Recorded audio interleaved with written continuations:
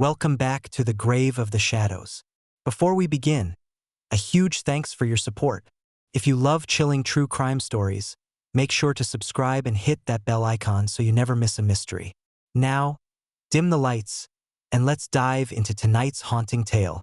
In 1971, a quiet suburban neighborhood in Westfield, New Jersey, became the backdrop to one of the most shocking and gruesome family massacres in American history. The man behind the atrocity? John List, a seemingly mild-mannered, family-oriented man.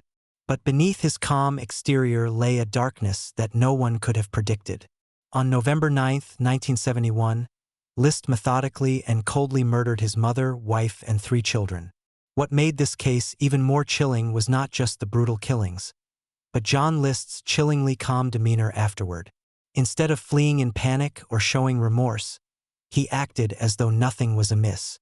The murders were meticulously planned, each one carried out with precision, and afterward, List disappeared without a trace. It wasn't until nearly 18 years later, in 1989, when List was finally captured, that the full scope of his dark secret was revealed. But what drove this family man to commit such horrific acts? Was it financial despair, psychological instability, or something more sinister? And how did he manage to evade authorities for almost 2 decades? This is a psychological horror story, not just about murder, but about the mind of a man who believed he was justified in his actions. John List had no history of violence or criminal behavior, making his crime all the more baffling.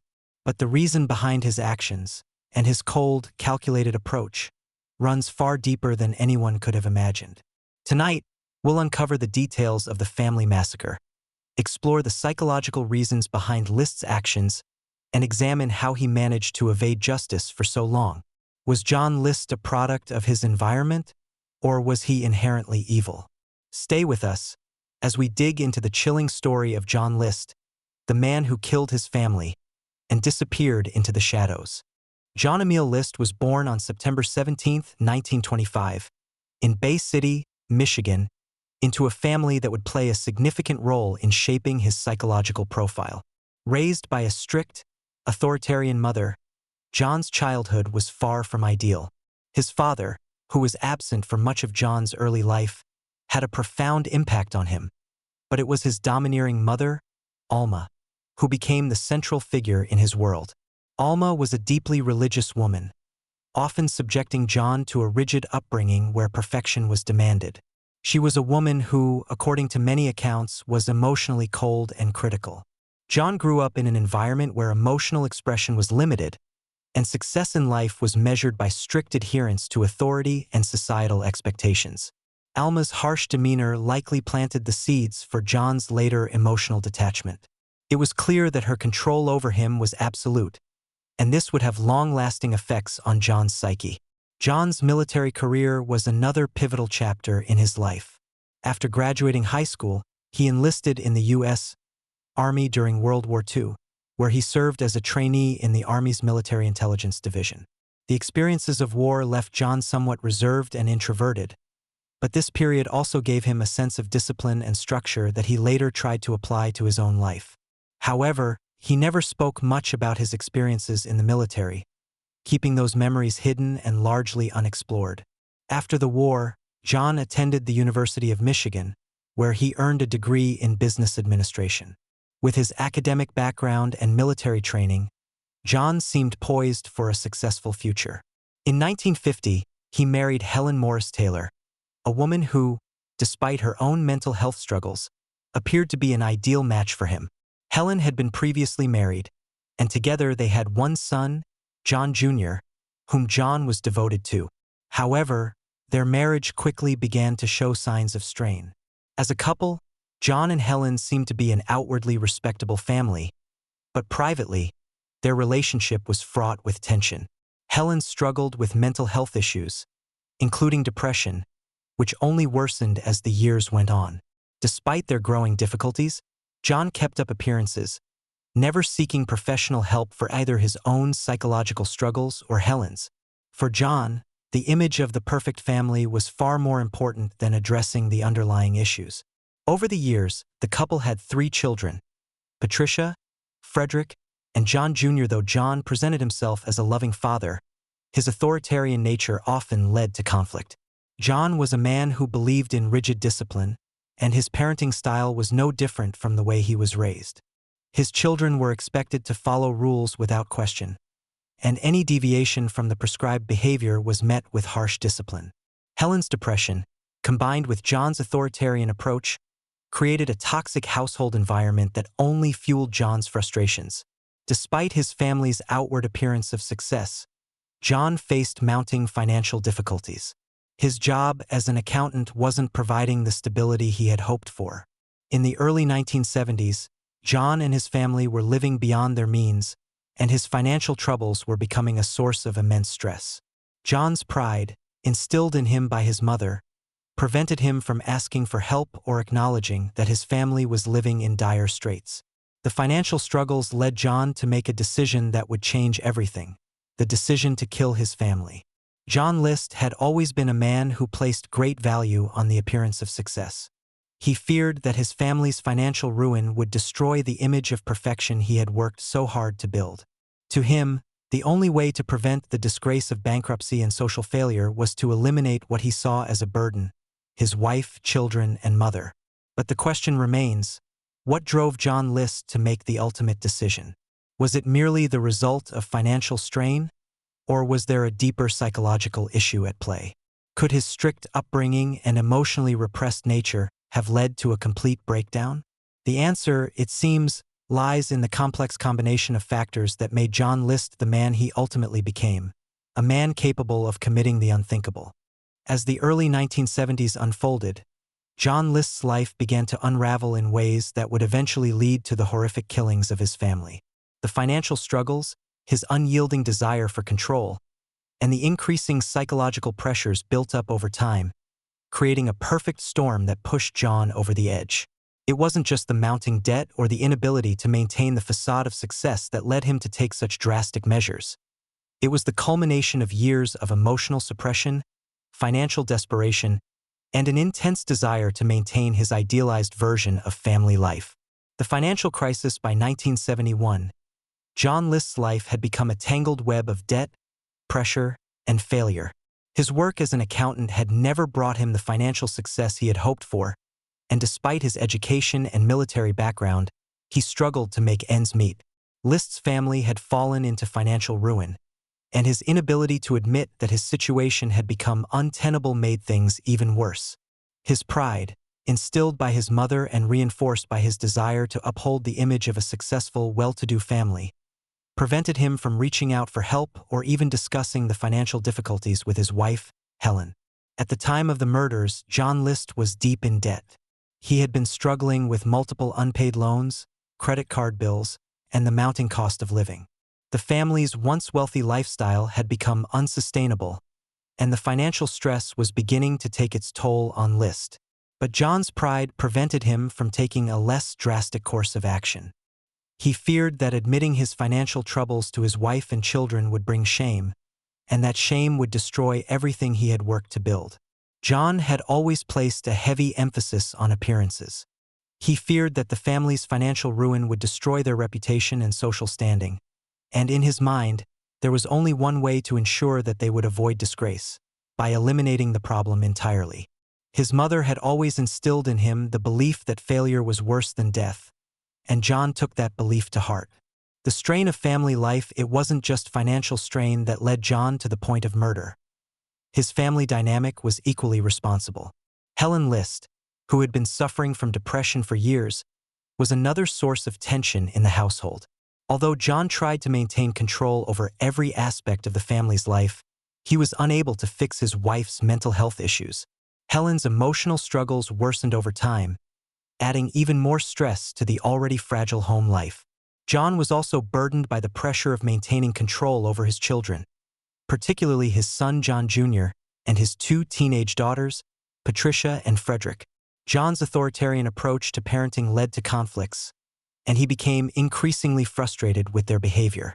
His strict rules, lack of emotional warmth, and harsh discipline created a household filled with tension and resentment.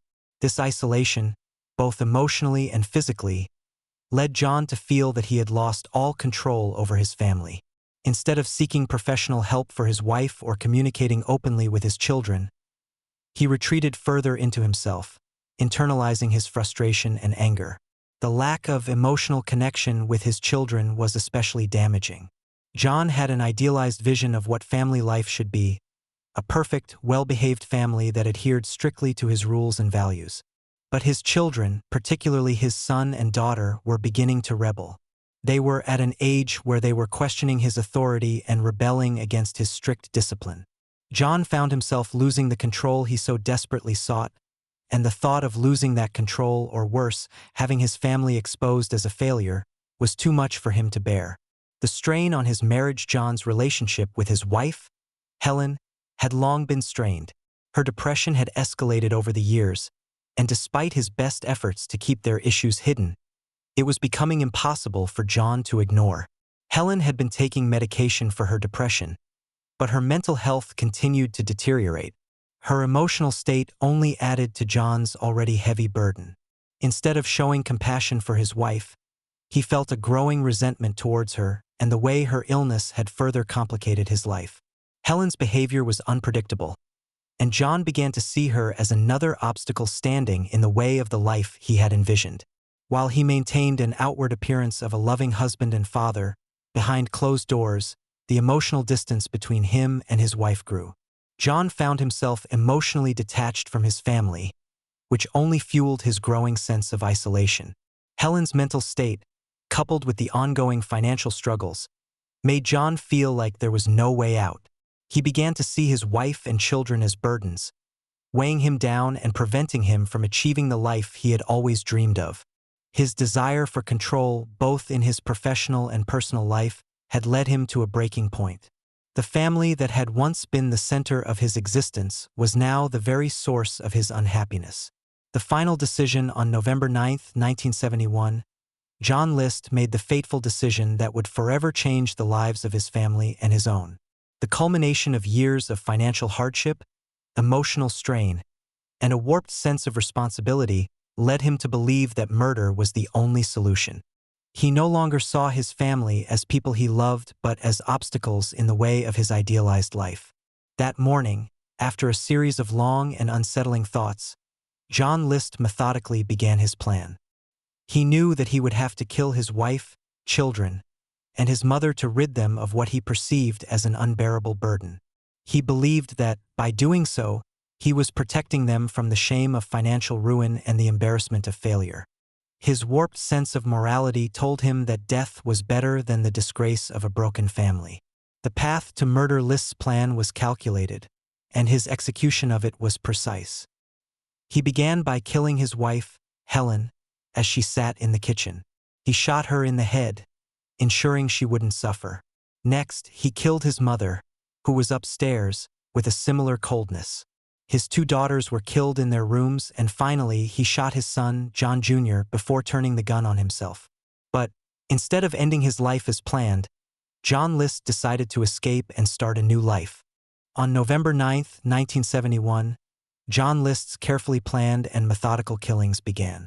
With chilling precision, he executed his family, his wife, mother, and 3 children, one by one.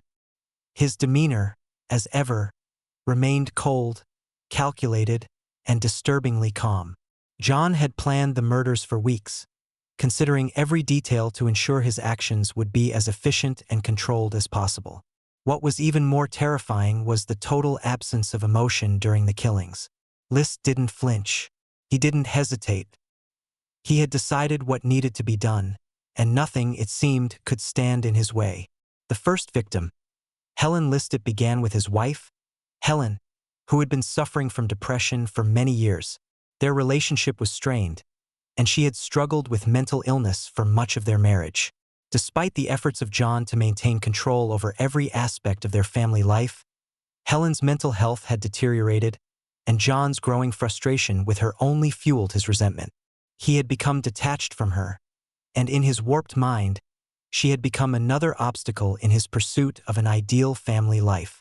That morning, while Helen was in the kitchen preparing breakfast, John List calmly walked up behind her. Using a .22 caliber handgun, he shot her in the back of the head, instantly killing her. The decision to kill her in such a sudden and brutal manner was not made on impulse. It was part of the plan. John List made sure that Helen would not suffer. The moment of death was swift, and there was no sign of struggle or resistance from her. The manner in which John List killed his wife was not an outburst of violence. It was controlled, purposeful, and devoid of any emotional reaction. After killing Helen, List left her body in the kitchen, and there was no sign that he had been disturbed by the murder. He had already moved on to the next part of his plan. To him, Helen's death was necessary, a sacrifice for the greater good of his family and his reputation. The second victim, Alma List. Next, List moved to his mother's room. Alma List, John's domineering, controlling mother, had been a significant influence in his life, shaping his beliefs and reinforcing his rigid, authoritarian view of the world. Alma was an elderly woman, in her 80s, who had lived with the family for years. She had a powerful hold on John, and their relationship was one of constant tension. She had shaped much of his behavior, particularly his need for control and perfection. John had long resented his mother for her overbearing nature, and her presence in the house had become increasingly unbearable for him. Despite the fact that she had helped raise his children, Alma was a constant reminder of his failures and insecurities. To John, her death seemed like a necessary act in his larger plan to create a perfect family. He believed that eliminating her would rid him of the emotional weight she placed on him. After carefully considering the logistics of the murder, John entered his mother's room while she was sitting in a chair. With the same .22 caliber gun, he shot her in the back of the head, just as he had done to his wife. Alma never saw it coming. She slumped forward in her chair, lifeless. There was no outcry, no scream. Again, it was a cold, calculated execution. The children, Patricia, Frederick, and John Jr. with his wife and mother dead. John List turned his attention to his children. His son, John Jr., and his two daughters, Patricia and Frederick, were now the only remaining members of the family. At this point, John List's actions became even more chilling, as he executed his children with a precision that spoke to his emotional detachment and total lack of remorse. John Jr. was the oldest, just 15 years old, and in many ways he was the most vulnerable. His teenage years had been filled with conflict as he began to assert his independence, and his relationship with his father had become strained. John List viewed his son's rebellion as a direct challenge to his authority, and in his twisted mind, he saw the murder of John Jr. as a way to maintain control over his family and preserve the illusion of perfection. The first child John killed was Patricia, his 16-year-old daughter. She had been at home on the morning of the murders, and after hearing the gunshots from the kitchen and her grandmother's room, she went to investigate. John List caught her by surprise as she entered the room, and without hesitation, he shot her in the back of the head. The act was swift and brutal, and Patricia's death was just as cold and calculated as the others. After killing Patricia, John List moved on to his second daughter, Frederick, who was only 13 years old. Like Patricia, Frederick had been unaware of what was happening in the house. She had likely heard the earlier gunshots but hadn't known what was going on. When she entered her father's line of sight, John List wasted no time in ending her life. He shot her in the same way he had shot the others, without emotion, without mercy. Finally, John List turned his attention to his son. John Jr. The boy was an emerging teenager, struggling with adolescence and his desire for independence. John List saw his son's behavior as a personal affront to his authority, and in a twisted way, he believed that by killing John Jr., he would protect him from the shame of financial failure and social disgrace. He shot his son as the final act of his family massacre. The cold aftermath after completing the killings, John List methodically cleaned up the crime scenes. He made sure there was no sign of struggle, no evidence that could have implicated him. He arranged the bodies of his family members in a manner that seemed almost ritualistic, as if he were trying to maintain some semblance of control over the situation. He did not immediately flee. Instead, he took the time to prepare his escape. John List did not act in haste. His calmness was terrifying. After ensuring that the bodies were in place, He cleaned up any traces of blood and went about his business as if nothing had happened. He left the house, taking only a few belongings and his .22 caliber handgun. He boarded a bus to Newark, New Jersey, where he would disappear into the night. In his wake, John List left a community in shock, a family destroyed, and a series of unanswered questions. What had driven this man to commit such an atrocious act? Was it truly financial despair? Or was it something deeper, something inherent in John List that made him capable of such cold, calculated violence?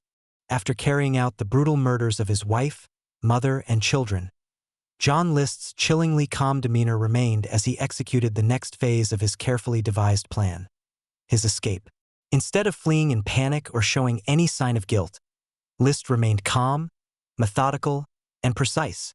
His actions over the next few days were as calculated as his family's deaths, and his ability to vanish without a trace for almost 2 decades became one of the most chilling aspects of his story.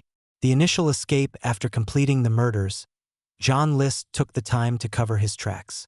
Unlike the chaotic scenes that typically accompany violent crimes, List's actions were far more calculated. He didn't immediately leave the house, but instead took a few hours to clean up, making sure that there was no blood left behind that could have been traced back to him. The thought of leaving evidence behind, something that could expose him, was unacceptable to John. He meticulously removed any evidence of his involvement and made sure the house remained pristine, at least on the surface. Then, on the night of November 9th, List left the family home without alerting anyone. His departure was quiet, almost ghost-like. He took only a few essentials: clothing, a small amount of money, and his gun. By the time anyone realized what had happened, List had vanished without a trace. His family's bodies remained in the house, their deaths covered up by his careful manipulation. John List's first action was to flee to Newark, New Jersey.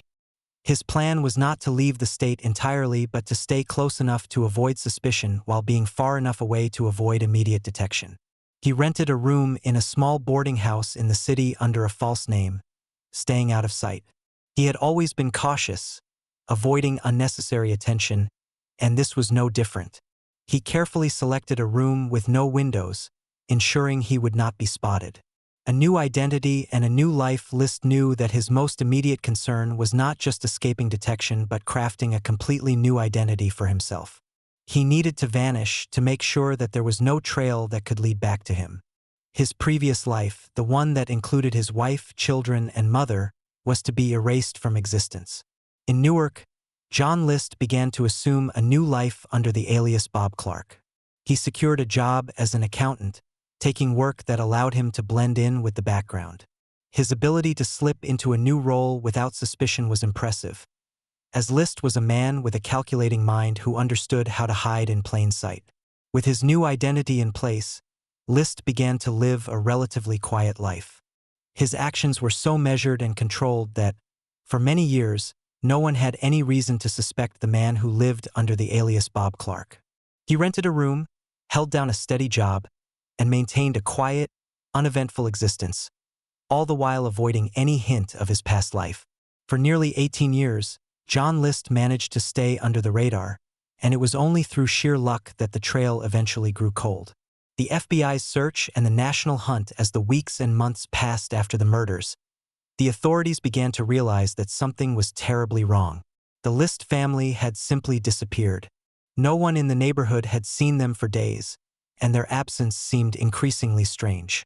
Neighbors began to report the odd circumstances, and the authorities soon discovered that the family's deaths were not the result of an accident. The more they investigated, the more they realized that the murders were planned, and that John List was the person behind them. Despite the mounting evidence, the case remained a mystery for months. The fact that no one knew where John List had gone added another layer of intrigue to the investigation.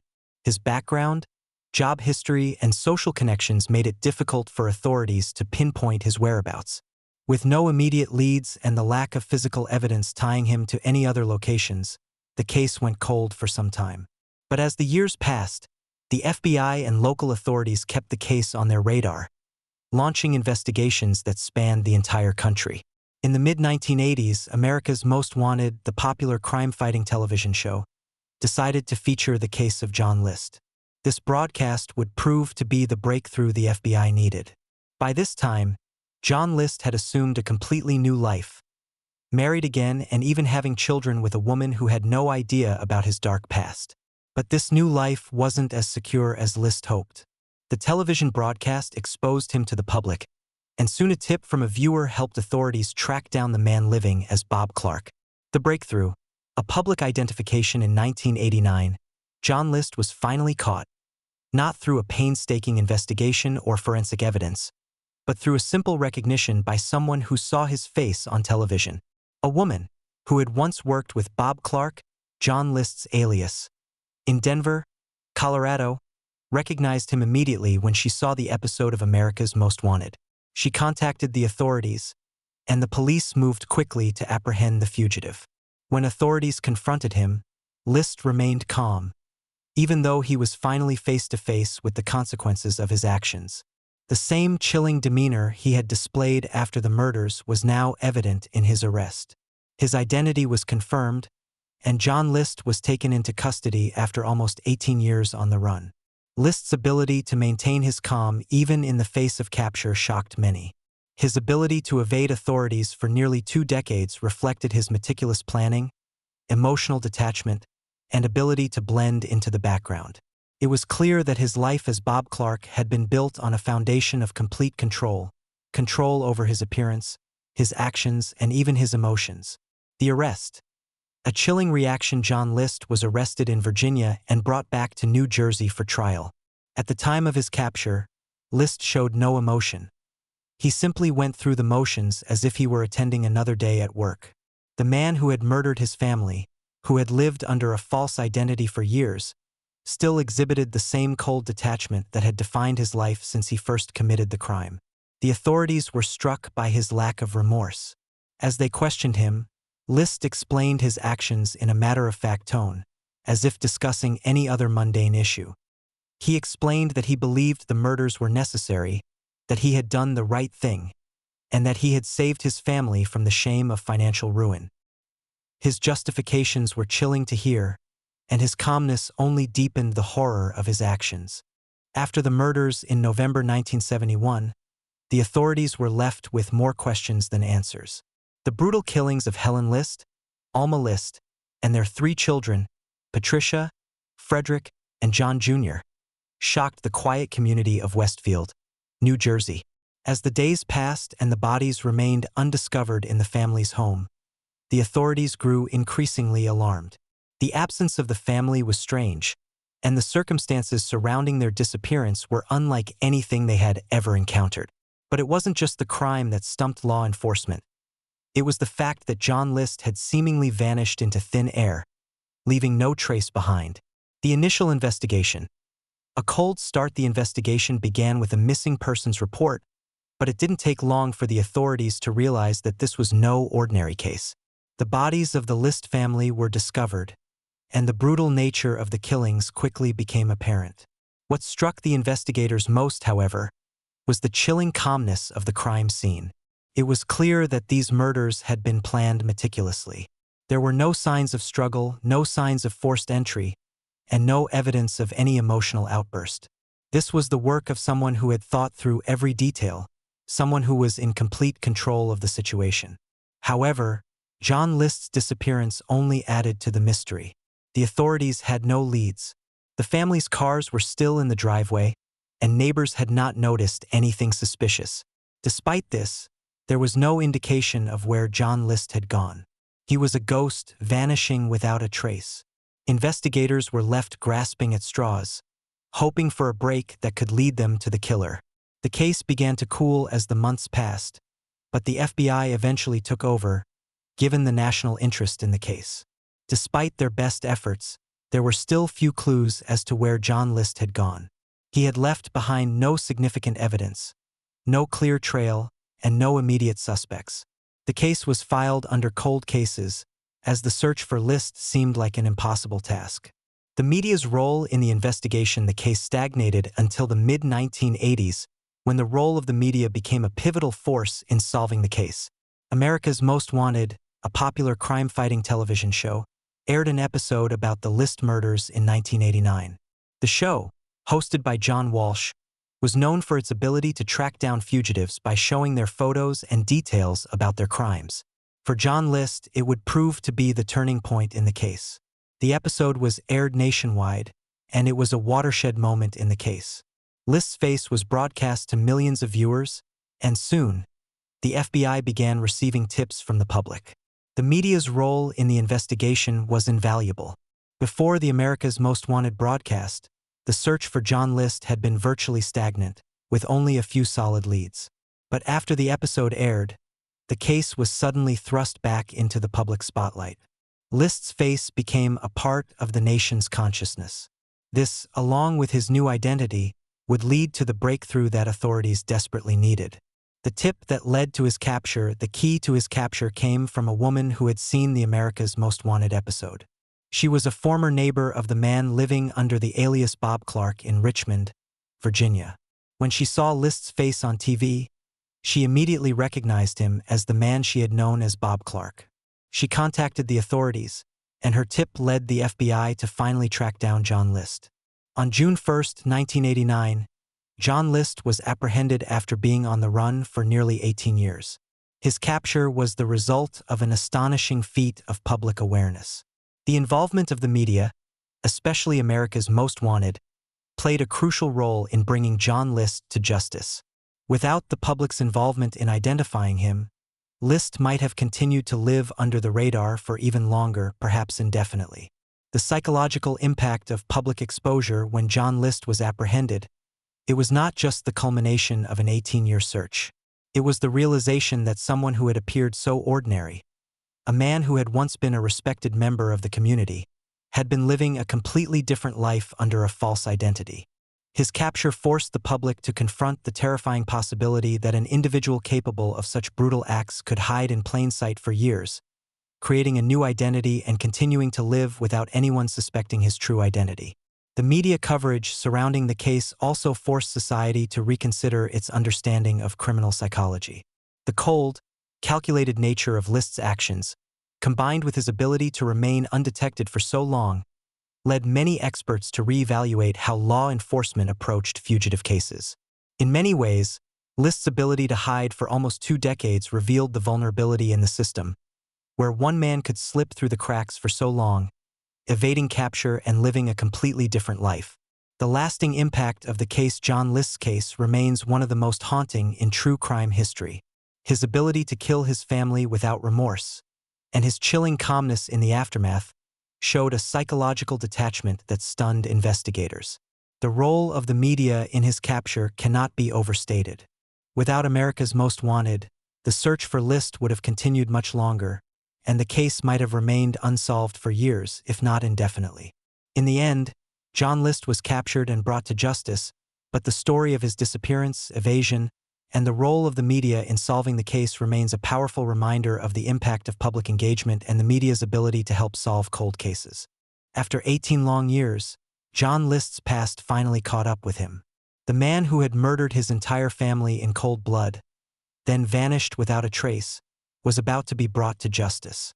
It was not through the painstaking efforts of law enforcement or forensic science that John List was finally apprehended. It was through the eyes of the public.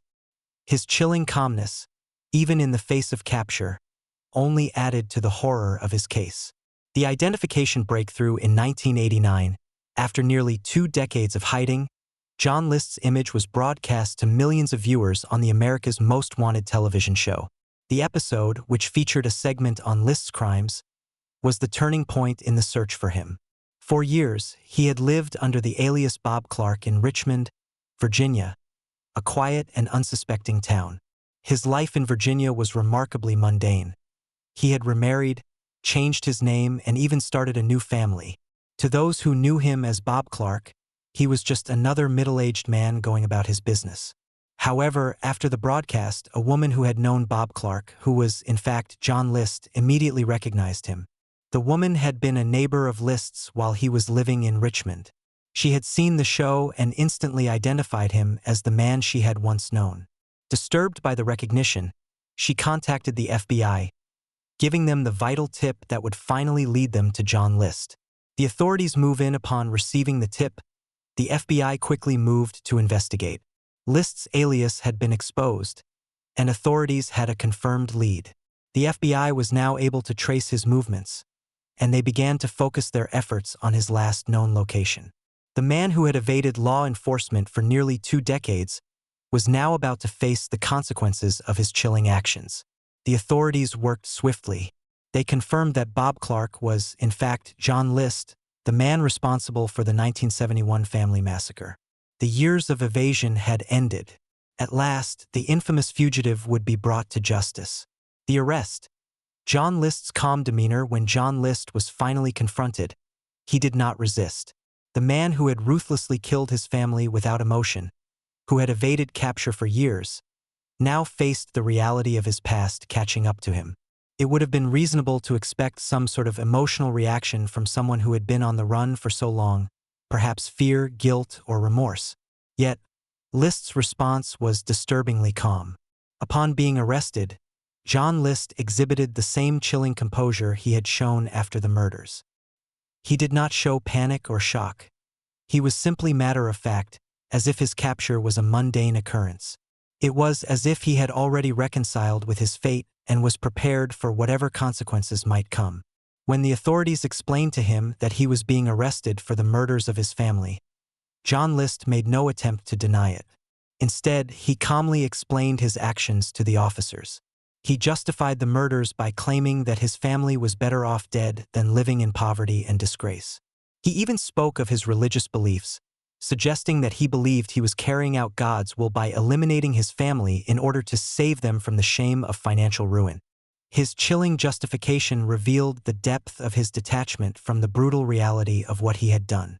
List's lack of remorse and his calm attitude only served to reinforce the terrifying psychological profile that had been built around him.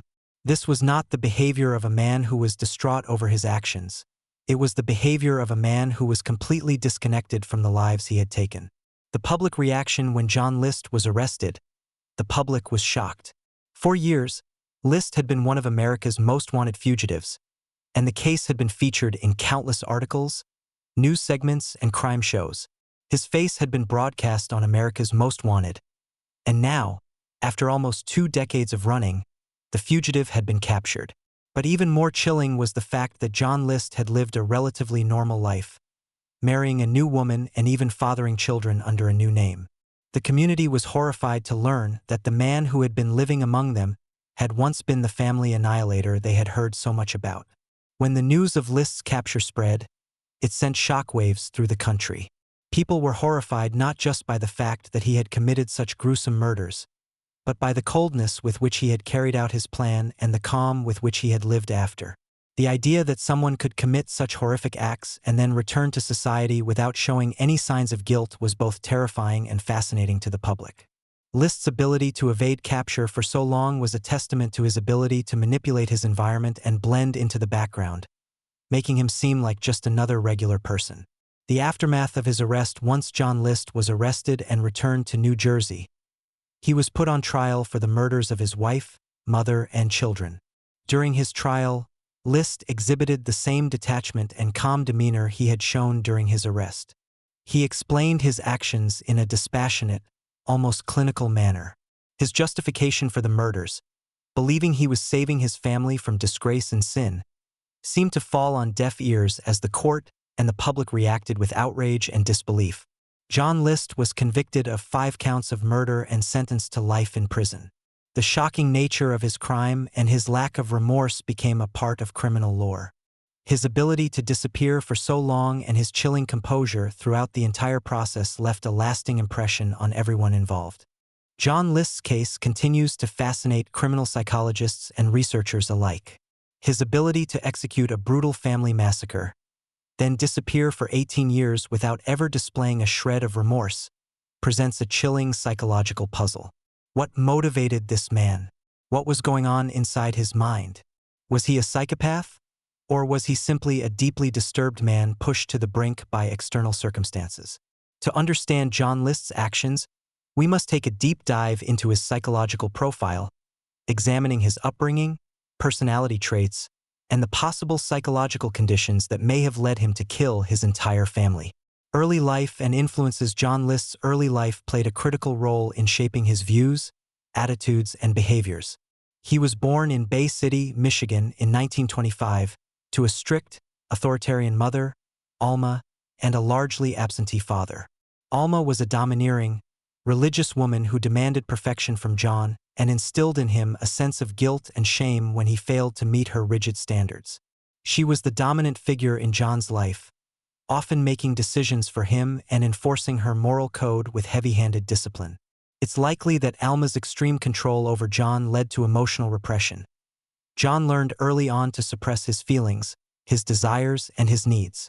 Emotional expression was seen as weakness in his household, and as a result, John's capacity for empathy and emotional connection was stunted. This upbringing created a man who saw emotions as something to be controlled, making it easier for him to commit horrific acts without being emotionally affected by them. John's time in the military also had an impact on his psyche. After World War II, he returned home with a sense of discipline and order, but this was coupled with an emotional numbness and a rigid outlook on life. In the military, he was trained to follow orders and to suppress any emotions that might interfere with his mission. This further reinforced his stoic demeanor and lack of emotional engagement in his personal life. The need for control. One of the most striking aspects of John List's psychological makeup was his obsession with control.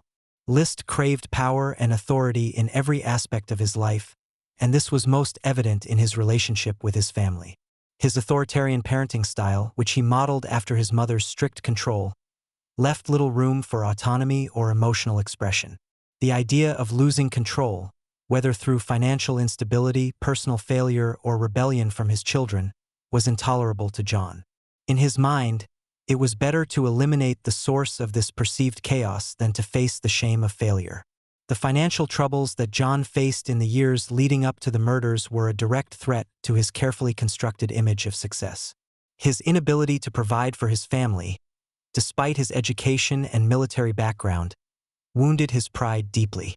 His need to maintain a perfect facade of success led him to the conclusion that his family's deaths were the only way to preserve their dignity and avoid the disgrace of public exposure. His decision to kill them was not motivated by anger or hatred, but rather by a cold, rational belief that they were better off dead than living in poverty and shame. This obsessive need for control, combined with his emotional repression, likely contributed to his ability to carry out the murders without hesitation or remorse.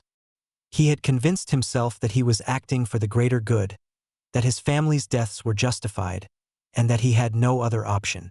This level of emotional detachment allowed him to commit the murders in a calculated, methodical way, without being emotionally affected by the brutality of his actions. Narcissism and grandiosity. Another psychological trait that plays a significant role in John List's behavior is narcissism. Narcissism refers to an inflated sense of self-importance, a need for admiration, and a lack of empathy for others. John List exhibited many characteristics of a narcissistic personality, particularly his belief that he was always in the right and that his actions were justified, regardless of the cost to others. He saw himself as a moral authority, someone who could dictate what was best for his family, even if it meant taking their lives. John List's decision to kill his family was also motivated by his sense of grandiosity. He believed that his actions were not only justified but necessary. In his mind, he was not just a husband and father. He was the protector of his family's reputation, a man who had to take drastic measures to preserve their honor. His self-importance led him to believe that only he could make the decision to end his family's lives, and that it was his duty to do so. The way List rationalized his actions further reveals the narcissistic nature of his personality. Throughout his life, he was obsessed with maintaining a facade of perfection, and when faced with the reality of his family's financial struggles and his inability to control the situation, he saw murder as the only option to protect his family. His willingness to take such extreme action, coupled with his lack of remorse, highlights his distorted sense of entitlement and his belief that his decisions were superior to those of others. Psychopathy. Emotional detachment and lack of remorse. Many psychologists argue that John List displayed traits of psychopathy, particularly in his ability to carry out the murders without showing any emotional disturbance or remorse. Psychopathy is characterized by a lack of empathy, shallow emotions, and a propensity for manipulative and violent behavior. While List did not exhibit all of the traditional signs of psychopathy, he was not impulsive or violent in the way that some psychopaths are. His emotional detachment, lack of remorse, and cold rationality suggest that he had some of the traits associated with the condition. List's lack of empathy is most evident in his actions after the murders. Instead of feeling guilt or sorrow, he simply moved forward with his escape plan. He took the time to clean the house, arrange the bodies, and prepare for his life on the run. His ability to carry out the murders and then maintain his composure throughout the escape process is chilling.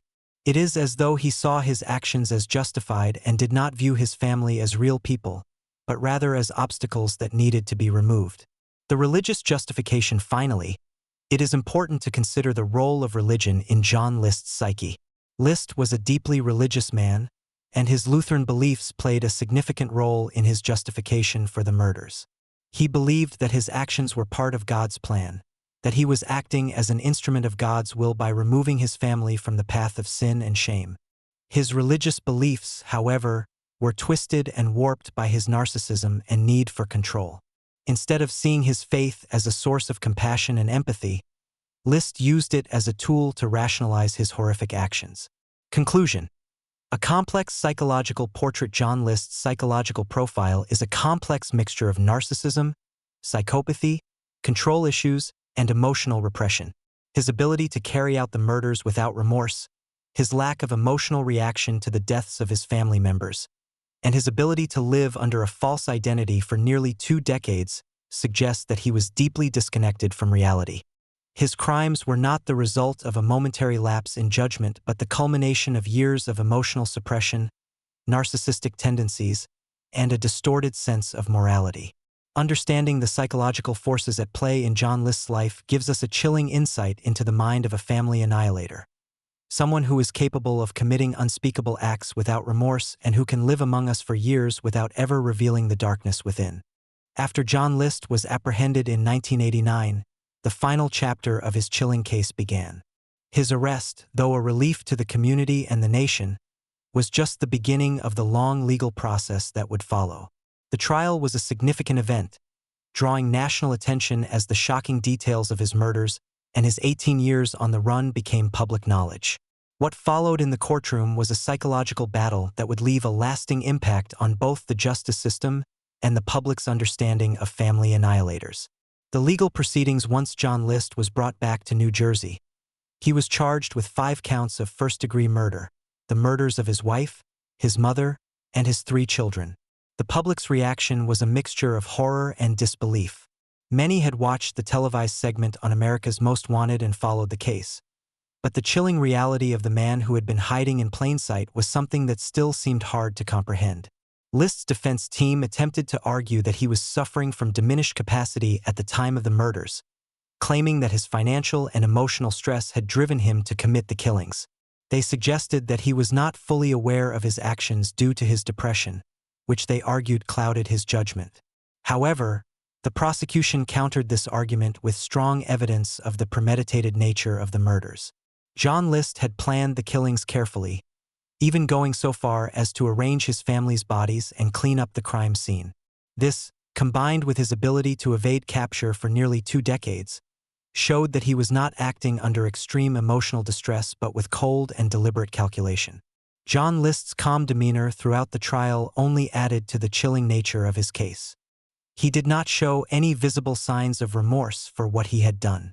Instead, he continued to justify his actions, claiming that he was saving his family from disgrace and financial ruin. His lack of empathy and the way he rationalized his actions in a detached, almost clinical manner horrified the jury and the public. The verdict. After months of testimony, John List was convicted of 5 counts of murder and sentenced to life in prison without the possibility of parole. His conviction was a form of closure for the victims' families, but the emotional scars left by the murders would never fully heal. The townspeople of Westfield, New Jersey, were left grappling with the haunting reality that one of their own had committed such a heinous act. Even in the face of his conviction, List continued to display his cold demeanor. He showed no remorse for the lives he had destroyed, and his justification for the murders remained steadfast. To him, his actions were not a crime but a moral duty, a twisted interpretation of the belief that he was protecting his family from shame. The trial was a turning point in understanding the psychology of family annihilators. John List's calm and calculated actions demonstrated the terrifying potential for violence that can exist beneath the surface of ordinary life. It also showed how someone can justify the most brutal actions to themselves, while remaining completely detached from the horror of their deeds. John List's life in prison. After his conviction, John List was sent to the New Jersey State Prison. His life behind bars would be marked by the same emotional detachment he had exhibited throughout his life. He did not become a model prisoner, but he also did not cause significant trouble. His life in prison was relatively uneventful, as he continued to live with the belief that he had done what was necessary. In fact, List even continued to communicate with the media, maintaining that he had acted out of love and a desire to protect his family from the shame of financial ruin. In prison, List found a new outlet for his personality, religion. He joined Bible study groups and became more involved in the Christian community. Some reports indicated that List began to view his incarceration as a form of penance, but whether he was truly remorseful or simply adapting to his new environment is unclear. Regardless, his behavior in prison remained consistent with his personality: calculated, reserved, and self-justifying. Legacy and impact on the legal system. The John List case became a case study in the psychology of family annihilators and the role of psychological profiling in criminal investigations. It was one of the earliest examples of how emotional detachment and narcissistic traits could lead to family murder, even when the perpetrator appeared to be an upstanding, well-respected individual in society. His case contributed to the growing field of criminal psychology, where experts began to pay more attention to the psychological profiles of family killers, recognizing patterns of control, narcissism, and emotional detachment. List's ability to evade capture for so long also influenced law enforcement's approach to fugitive investigations. His case showed the importance of media involvement and the power of public engagement in solving cold cases. It was not forensic evidence or traditional police work that led to his capture. It was the public who identified him. This had a profound effect on how authorities began to approach investigations and how they worked with the media in seeking tips and assistance from the public. John List's death and final reflection. John List spent the remaining years of his life in prison, where he would die of complications from pneumonia on March 21, 2008, at the age of 82. His death marked the end of a long and twisted saga that began with the brutal murders of his family in 1971. He never expressed remorse for his actions, and his legacy remains one of calculated coldness and an extreme case of emotional detachment. In the years following his death, John List's case continued to be a source of both fascination and horror for those studying criminal psychology.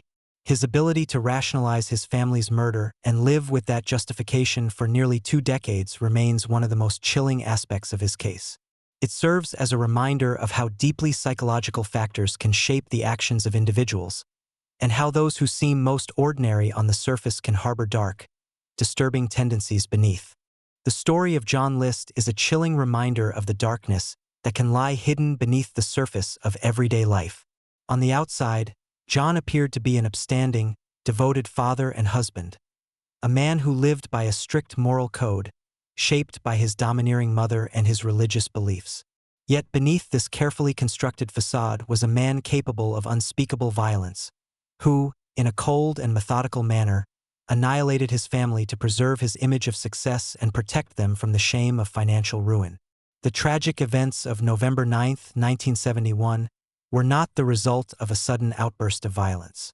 They were the culmination of years of emotional repression, narcissistic tendencies, and an overwhelming need for control. John List's ability to commit such a brutal crime, and then disappear without a trace for 18 years, is a chilling testament to his emotional detachment and his ability to live with a self-justified belief that he was doing the right thing. The case of John List also shines a light on the importance of psychological profiling in criminal investigations. His calm demeanor, lack of remorse, and the methodical nature of his crimes provide valuable insights into the minds of family annihilators. His story, and his ability to manipulate not just his family but also his public persona, left a deep mark on the criminal justice system. But perhaps the most unsettling aspect of the John List case is how he managed to live among us for nearly 2 decades without anyone knowing the horrific truth. His capture, thanks to the efforts of America's Most Wanted and the public's engagement, serves as a stark reminder that sometimes the most dangerous individuals are the ones who blend into society unnoticed. As we reflect on John List's life, it's crucial to remember the victims: Helen, Alma, Patricia, Frederick, and John Jr. Their lives were brutally cut short by a man who claimed to love them but ultimately saw them as obstacles to his idealized vision of life. Their deaths should not just be remembered for the shocking nature of their murders, but for the lives that were tragically lost. The story of John List is one that will continue to haunt and fascinate. It is a grim reminder that beneath the most ordinary faces, there can sometimes lie the darkest secrets.